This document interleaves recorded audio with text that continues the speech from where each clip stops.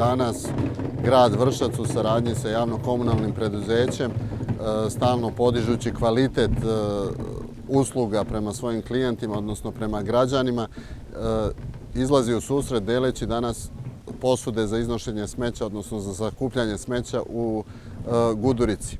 Ovo je prvo naseljeno mesto u gradu Vršcu koje je počelo da dobija kante, odnosno korisnici dobijaju posude za iznošenje smeća i sa ovom praksom ćemo nastaviti. Svakako zašto Gudurica? Zato što je jedno od turističkih mesta gde je velika frekvencija stanovništva i negde su građani na naše zadovoljstvo, a verovatno i njihovo, prepoznali način prikupljanja, odlaganja otpada iz individualnog stanovanja i tu smo izašli u susret sa količinama koje sada imamo.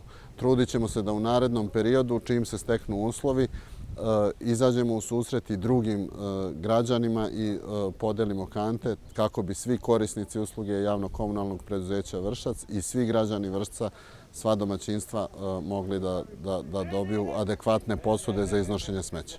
Ukupno u Gudurici ima 361 domaćinstvo. Podelit ćemo u toku narednih nekoliko dana i svakako ono što nam je ostalo u gradu, železnički red i Pavliški put, jedan deo koji smo u prethodnom kontingentu nismo imali, a podelit ćemo iz ovog kontingenta od ukupno 400 posuda za iznošenje smeća koliko smo sada nabavili.